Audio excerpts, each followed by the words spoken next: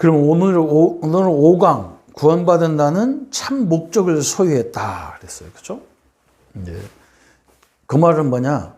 지금까지는 내 목적을 가지고 우리가 움직였다면, 아이고, 그럼 내 목적 필요 없나? 하나님의 목적을 가지라는 말인데, 참 목적이란 말은. 그럼 내 목적은 필요 없습니까? 그런데, 안 그래요. 여러분, 목적이 아무리 커도 하나님이 우리에게 대한 목적이 더 크죠.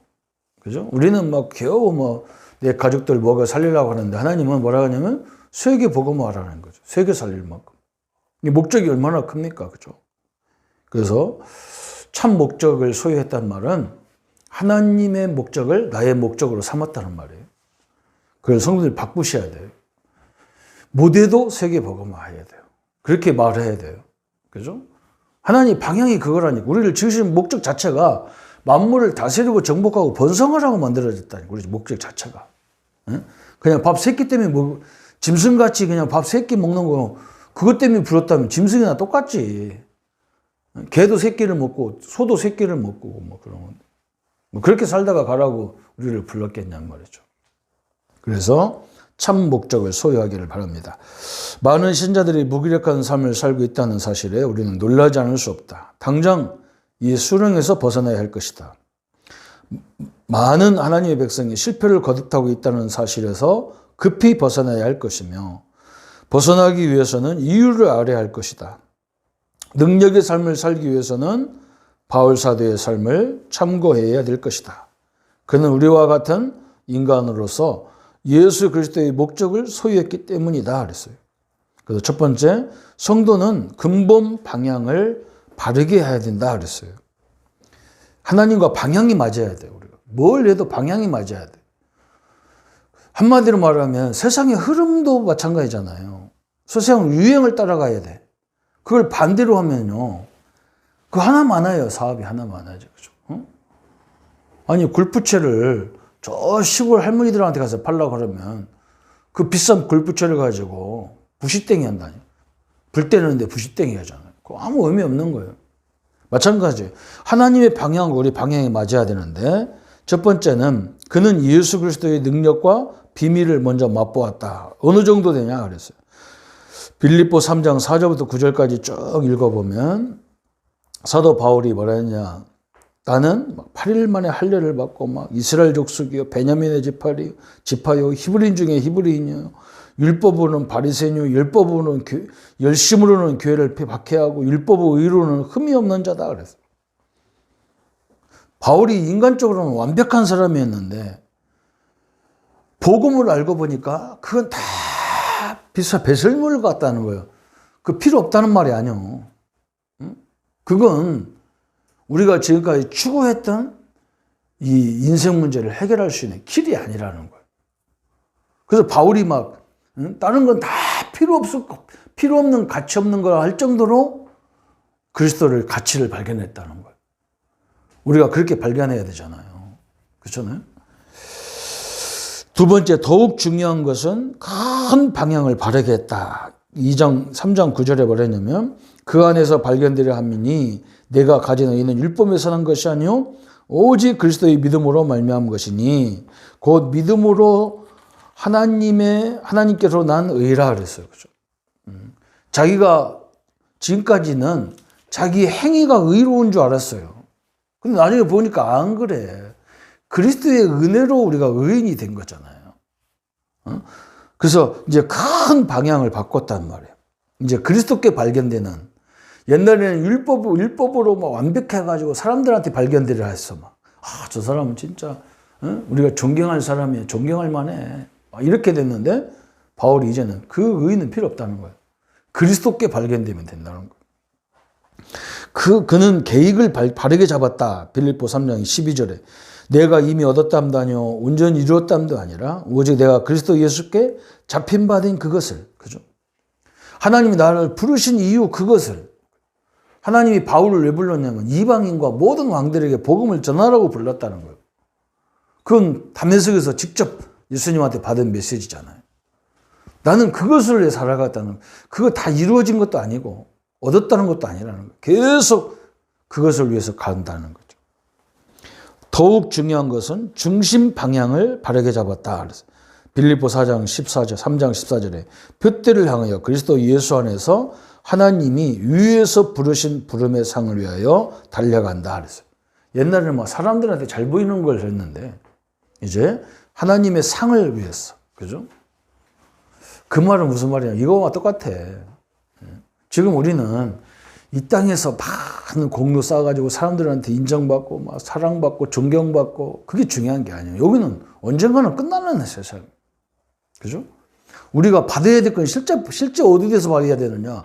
영원히 사는 곳에서 받아야 될 거 아니에요. 천국 가서 받아야 될 거 아니에요. 응? 그죠? 그게 중요하잖아. 그죠? 영원히 살 집에 가서 내가 전셋집 살면서 거기다가 뭐 인테리어 해가지고 의리하게 할 필요가 없어. 언제 나가야 되는데 거기서 왜 그러고 있을 거예요. 그러나 내 집을 준다면 앞으로 내가 영원히 살 집이 생긴다면 거기다가 모든 걸 다 해놓겠죠.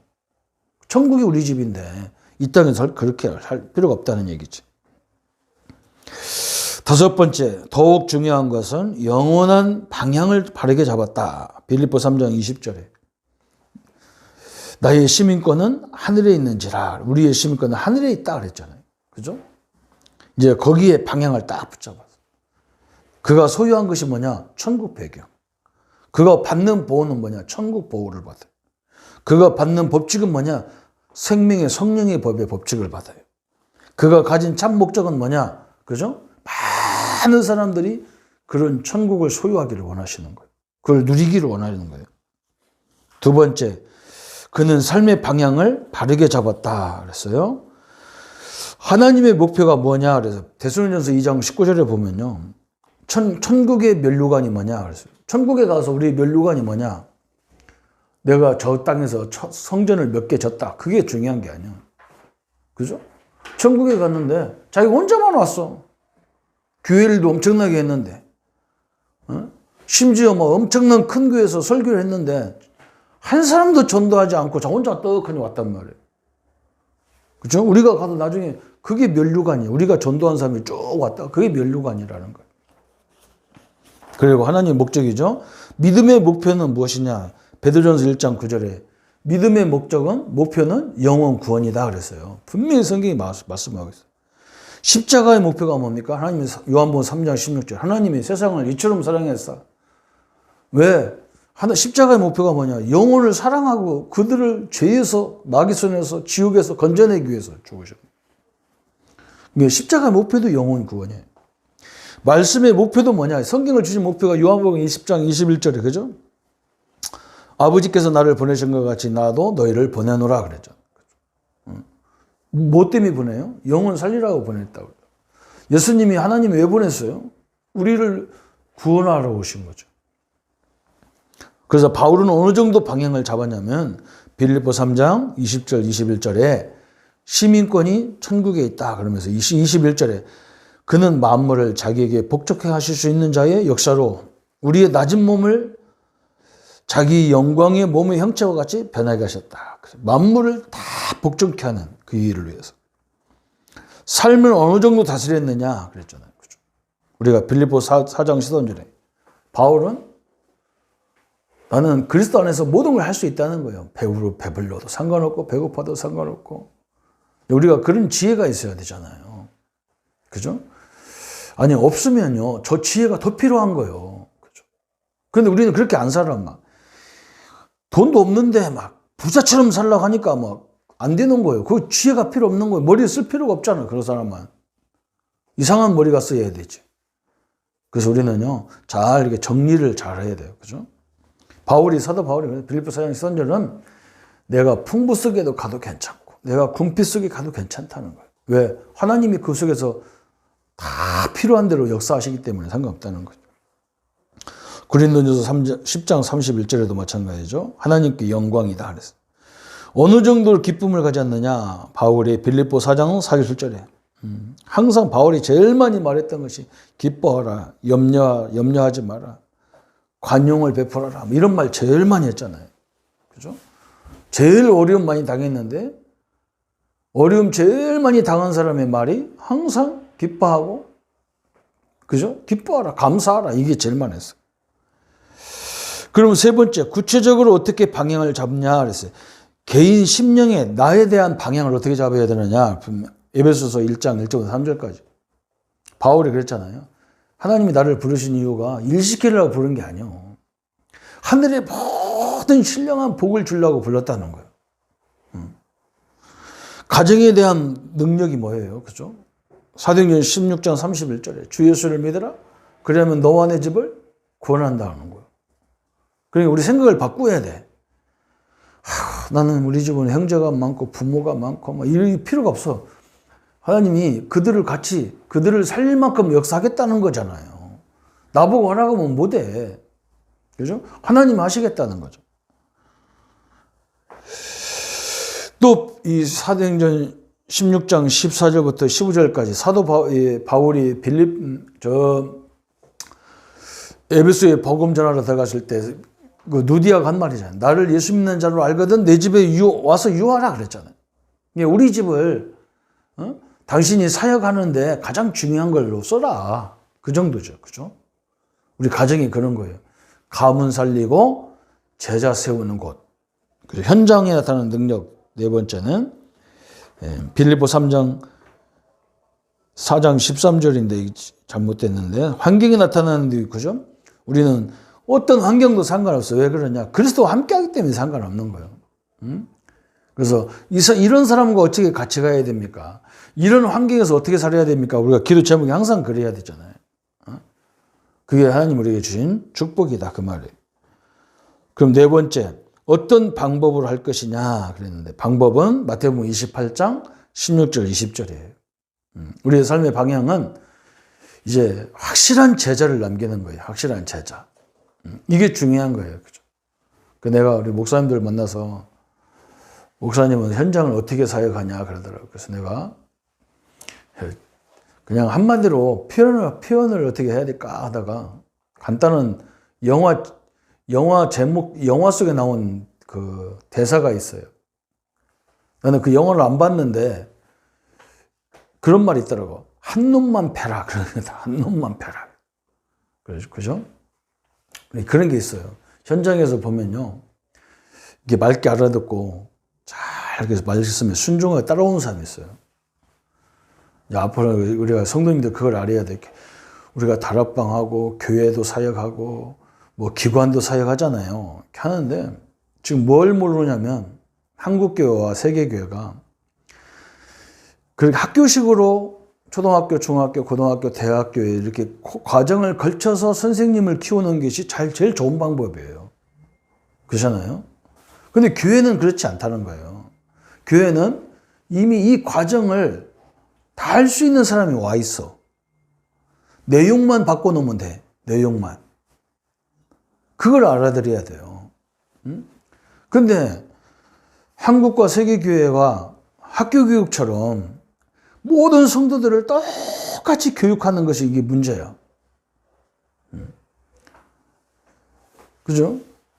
뭐 우리 전사님들이 앞에 계시지만 우리 준목은 수학을 이제 전공을 했으면 수학 분야는 애들 가르쳐 보면 안단 말이야. 얘는 수학은 안 될래구나. 어떤 애는 이미 막 굉장히 고차원적으로 막 알고 있는 애가 있어. 그런 애들한테 더하기 빼기부터 설명할 이유가 없잖아요.